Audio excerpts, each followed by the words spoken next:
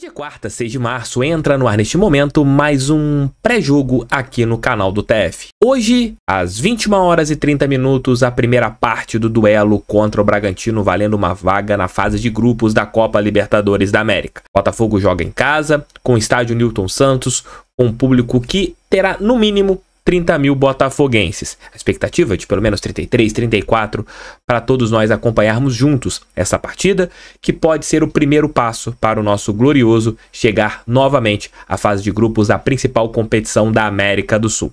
Vamos falar sobre tudo dentro desse nosso pré-jogo. Roda a vinheta, que daqui a pouco eu tô de volta.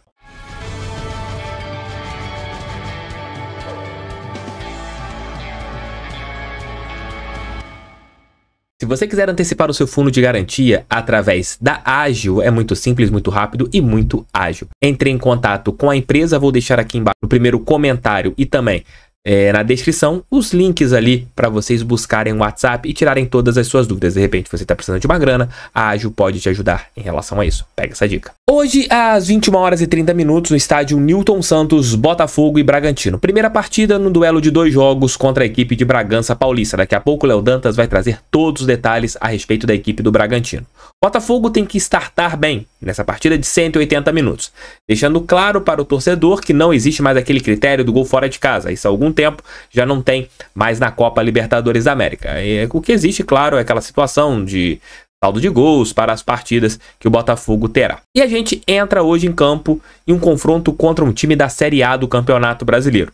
Há algum tempo não vencíamos uma equipe da primeira divisão, vencemos o Fluminense no último domingo e o Botafogo vem de 3 jogos com 3 vitórias consecutivas. E são 4 jogos de maneira invicta. Empate contra o Aurora, vitória contra Audax, vitória contra a Aurora e vitória contra o Fluminense. O técnico Matias relacionou os jogadores que eu estou colocando aqui do lado para vocês e muito provavelmente a escalação do Botafogo deverá ser com Gatito Fernandes, Damian Soares, Halter, Barbosa e Hugo. Meio campo com Danilo Barbosa e Tietê, muito provavelmente, Gregory correndo por fora, eu acredito.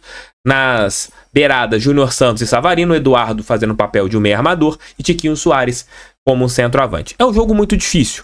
O Bragantino é uma equipe muito bem treinada pelo técnico Pedro Caixinha, mas hoje o estádio Newton Santos pulsando, o Botafogo tem tudo para conseguir uma vitória.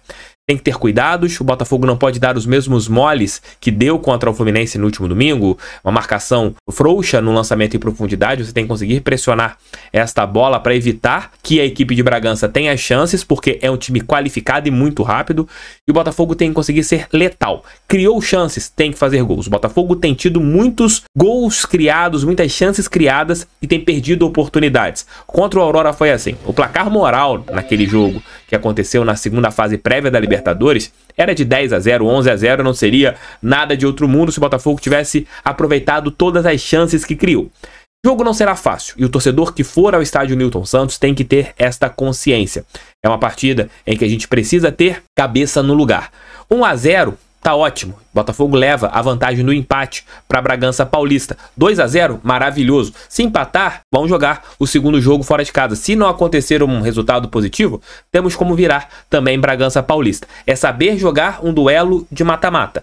Nada ficará definido hoje, nem se for 5-0 está definido, porque futebol é futebol, meus amigos, a gente conhece como que é, mas o Botafogo tem que startar bem nessa partida que acontecerá no estádio Newton Santos. Para quem não for em nossa casa, poderá assistir ao jogo através da ESPN, ou se você quiser ver também pela Globoplay e pelo GE, você tem esta oportunidade. Para contar ali como a equipe do Pedro Caixinha joga, o Léo Dantas está agora aqui no canal. Farei, Léo. Oi, Thiago, pessoal do canal, tudo bem? Vamos falar então do Bragantino, adversário do Botafogo, nesse jogo de ida da terceira fase prévia da Libertadores, jogo no Newton Santos na noite desta quarta-feira. Já peço desculpas por possíveis trovões que vazem aqui, porque no momento da gravação caiu o mundo aqui em Barra Mansa, então é possível que os trovões apareçam. Mas vamos lá, vamos fazer essa análise do Bragantino, que tem 13 jogos na temporada, 11 pelo Paulistão e 2 pela Libertadores, justamente os 2 empates sem gols, né, diante do Águilas Douradas da Colômbia. Nos pênaltis o Bragantino se classificou, mas foram jogos bem ruins, o que de alguma forma pode animar o Botafogo. Na temporada, somando as 2 competições, 6 vitórias, 5 empates e 2 derrotas. Uma para o Santos, na rodada passada do Campeonato Paulista, e uma para o Palmeiras lá no início da competição. São 13 gols marcados, 8 sofridos, todos, portanto, pelo Paulistão, o que faz do Bragantino a melhor defesa do Campeonato Paulista. Pensando taticamente, o Bragantino que manteve espinha dorsal, manteve comissão técnica do ano passado, mas teve algumas mudanças ligeiras na forma de jogar. Pensando na defesa, é um time que dá muito espaço para que o adversário jogue na sua direita, ou seja, à esquerda do próprio Bragantino. Isso se dá pelas subidas do Juninho Capixaba, que para mim foi o melhor lateral esquerdo do Brasileirão do ano passado. É um jogador que eu gosto desde o Fortaleza, mas que com essa veia ofensiva sobe muito. Não é que ele dê avenidas, mas é que se o Bragantino perder a bola no meio do contra-ataque, aí, meu amigo, vai ficar sim um espaço por ali e o Juninho precisa voltar para fazer essa cobertura. E às vezes outros jogadores de outras posições não conseguem fazer. O Bragantino que se defende, via de regra, com uma linha de 4 bem montada lá atrás, com os 2 laterais e os 2 zagueiros, e normalmente um volante ajudando. Dos 2 volantes do Bragantino, que joga tradicionalmente no 4-3-3, são 3 homens no meio campo, um cara de armação que é o Lincoln, 2 volantes. Um volante é de saída, mais um é de marcação. Mas esse volante às vezes faz essa recomposição pelo meio e não consegue ajudar ali o lado esquerdo que fica vago do Juninho. É uma linha que normalmente, repito, está montada. Mas quando é pega desprevenido, aí sim o Juninho não está ali, não consegue voltar e abre-se um espaço que os adversários conseguem aproveitar para atacar ali o lado esquerdo do Bragantino. Ou seja, a gente pode traduzir também de uma outra forma, que o Bragantino se defende muito bem com uma linha com 4 defensores, mas não se defende bem com 3. Normalmente fica no mano a mano e aí o Bragantino costuma perder ali os duelos de forma individual. E aí tem uma outra questão que vai potencializar esse problema, que é a perda do Léo Ortiz, que foi para o Flamengo e já não joga mais esses confrontos. A perda do Léo Ortiz significa problemas no aspecto de liderança, porque ele era o capitão do time, no aspecto técnico, porque para mim é um dos melhores zagueiros do futebol brasileiro, com passagem recente inclusive pela seleção, e com a bola no pé é um grande jogador. Taticamente, porque era um zagueiro construtor que sabia sair jogando com a cabeça erguida, com a bola dominada para entregá-la já no meio campo e também pelo alto. Era um jogador muito importante na bola aérea, nos cruzamentos que são um fundamento importante do Bragantino. Então, além de já ter essa dificuldade na marcação, quando alguém dessa linha de 4 falta, ainda perdeu o seu melhor jogador, o seu melhor defensor, que é o Léo Ortiz. Bom, o time do Bragantino tem muitas dificuldades nos cruzamentos também, tem isso como positivo no ataque, mas na defesa é muito complicado. O time tem dificuldade tanto para evitar o cruzamento quanto para ganhar dentro da área, e sem o Léo Ortiz isso vai ser ainda pior. E é claro que a gente precisa colocar no bolo o goleiro Cleiton, né? Ele de vez em quando tem uns apagões, comete umas falhas absurdas, faz defesas muito difíceis em lances que teoricamente nem seria culpa do goleiro se a bola entrasse, mas costuma falhar em lances muito fáceis, teoricamente. Então, é claro que é uma loteria, a gente nunca sabe quando vai acontecer, mas quanto mais testar o Cleiton, quanto mais chutar, é uma boa alternativa para ver se ele falha. E o Bragantino também costuma possibilitar muitas finalizações ali da entrada da área ali para os adversários. Então, é uma arma que o Botafogo pode tentar explorar, principalmente na flutuação do Eduardo. Outra coisa que eu quero chamar a atenção do Bragantino é a questão dos cartões. Foram 3 cartões vermelhos nos últimos 5 jogos. São 30 amarelos na temporada, 7 nos 2 jogos que fez contra o Águilas Douradas na Libertadores, que era um adversário muito fraco, que ofereceu pouquíssimo perigo e ainda assim uma média de 3 cartões amarelos e meio por jogo. É uma média alta, na minha visão. Acho até que está dentro do padrão, mas diante do pouco risco que o Águilas Douradas ofereceu para o Bragantino, acho o número 1. Pensando o Bragantino no ataque, vai ter a aproximação sempre de um volante, né? Eu falei que um volante era mais de marcação, o outro de aproximação. Normalmente a aproximação é do Eric Ramírez, ex-Bahia, está já há algum tempinho no Bragantino. Tem qualidade para conduzir a bola, para tentar um passe, para até fazer às vezes do meia, quando o meia está um pouco mais adiantado. É que o Lincoln, o camisa 10 do Bragantino versão 2024, não é um cara que tem se mostrado muito participativo. Então o Eric não consegue ocupar essa função porque normalmente o Lincoln não vai para a área.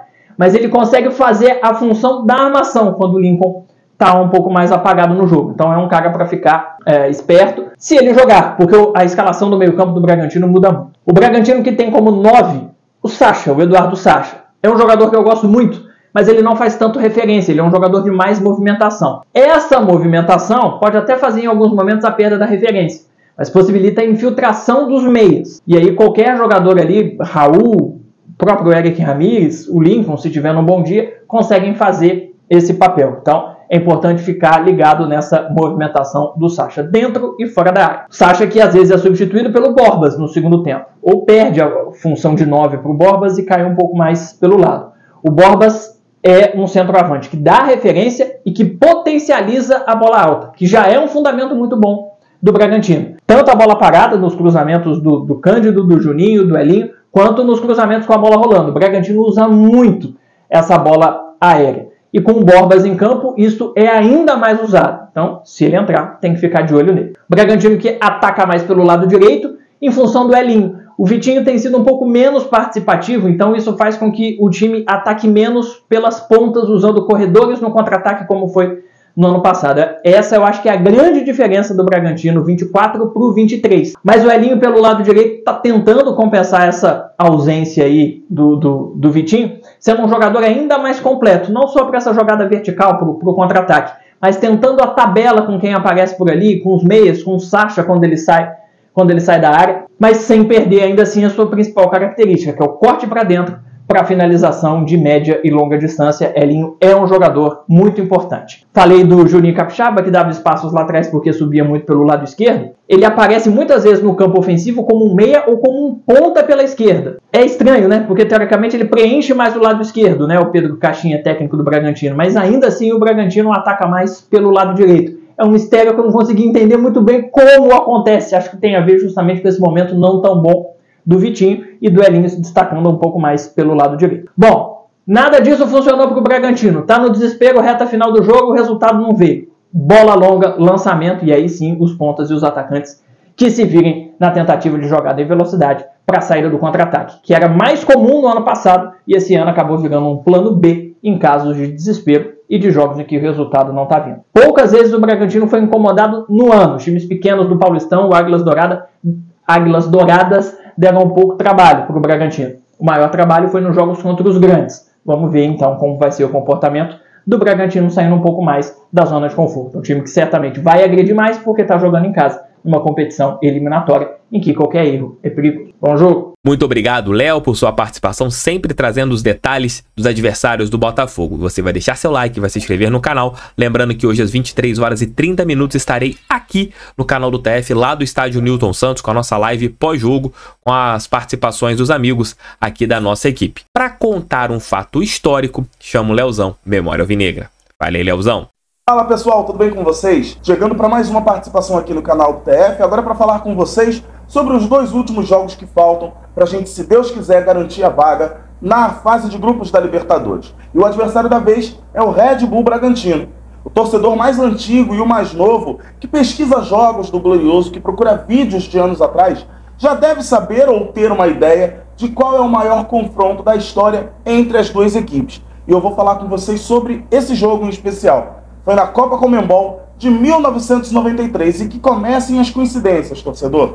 Naquele ano, as equipes se enfrentaram na primeira fase em jogos de ida e volta. Era assim o sistema da Copa Conmebol, que era disputado em mata-mata. Assim como será em 2024, o primeiro jogo foi na casa do Botafogo, na nossa casa, o Caio Martins, à época, Caio Martins em Niterói. E o segundo no Nabi Abichedi. Na primeira partida, o Botafogo, liderado por Simval, abriu 2-0 no primeiro tempo, com gols aos 17 e aos 24 minutos, esse último de pênalti. O Braga, no segundo tempo, até diminuiu, deu uma emoção ao jogo, aos 14 minutos, mas aos 27 minutos do segundo tempo, Marcelo Carioca garantiu 2 gols de vantagem na partida de ida. Placar final, 3-1.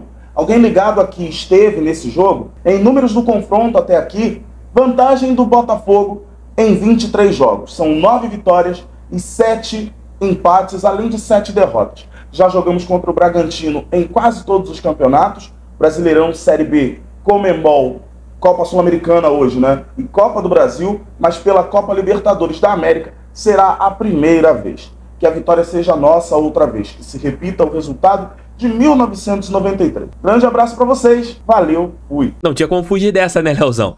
A gente já teve um confronto contra o Bragantino e um torneio eliminatório e graças a Deus nós somos campeões ali em 93. Meus amigos, é isso. Pedido para quem for no Newton Santos.